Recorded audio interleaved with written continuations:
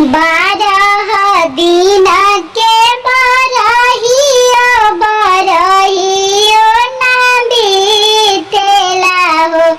ए लालना खिड़की के राह पियवा झाके देखत मोहिया लागेला हो। मचिया बैठल तू सासु सरबे गुनाया गर हो। ए सासु तनी ऐसा धरना होरिला सैया के मनारा खब हो। राम के रसोईया गोतिनिया सरबे गुनाया गर हो।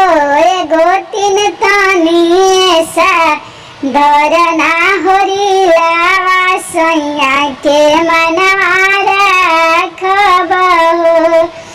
सिपुली खेलत नाना दिया सरबे गुनाया गर बाड़ू हो।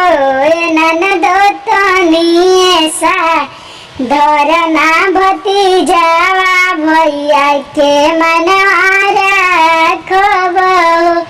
धरब ए भौजी धरब लालना खेलाई बिहो। ए भौजी का हो देबू हमारा के नेगत हंसी घरवा जाई बहो। तू ही तो सखिया सोले हर तू ही प्यारी नु हो। सबरे गहना भैया के मनवारा खब हो।